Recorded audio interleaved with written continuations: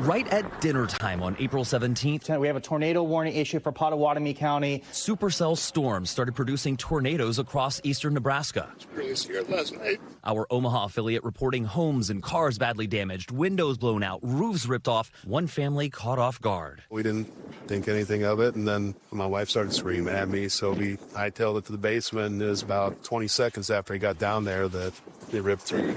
Luckily, everyone survived, but with only seconds to spare, is it possible they could have gotten an earlier warning? What we do know from an official bulletin is that the Omaha National Weather Service office didn't have enough staff to launch regular weather balloons that day. Only one instead of two, which meant their data was hours old and only showed the threat of hail, not tornadoes. And that's impossible to forecast when and where.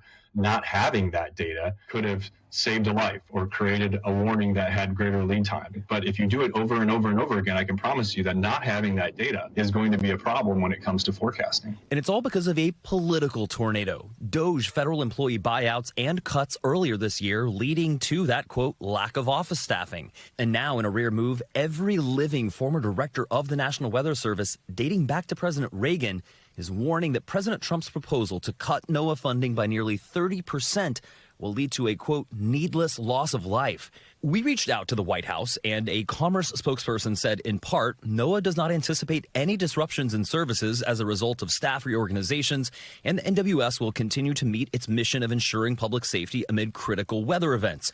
But a former NWS director disagrees. We are generating kind of a Swiss cheese weather service. We have holes throughout the weather service now that are not well thought out. Republican Congressman Mike Flood represents the area hit by those 6 tornadoes on April 17th with a short-staffed weather office. So he called the White House to get more meteorologists to Omaha. For decades, the National Weather Service personnel have not been classified as public safety. They are clearly public safety, and that's something that we need to do in Congress. The last NOAA administrator, Rick Spinrad, also tallied that so far, staff cuts have cost the Weather Service 7,000 years of collective experience. It's like having incoming missiles and not being able to tell anyone when they're coming or where they're coming. A NOAA spokesperson told NBC News work is underway to restore services at local forecast offices around the country. There are things in NOAA that I'm sure could be improved, but you don't do that improvement with a hatchet and just randomly cut large chunks. Weather in this nation should not be a political issue. Chase Cain is joining us now. Chase, you heard Representative Flood, again, Republican, saying it's up to Congress to make some of these changes here. What can they do? What are the next steps here? How does this work?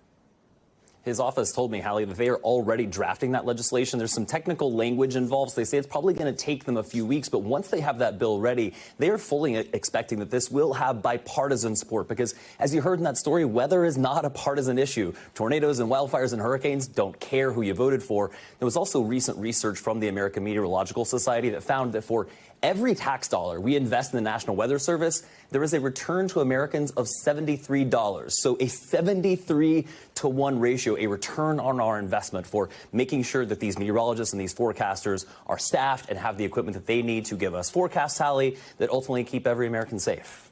Thanks for watching. Stay updated about breaking news and top stories on the NBC News app or follow us on social media.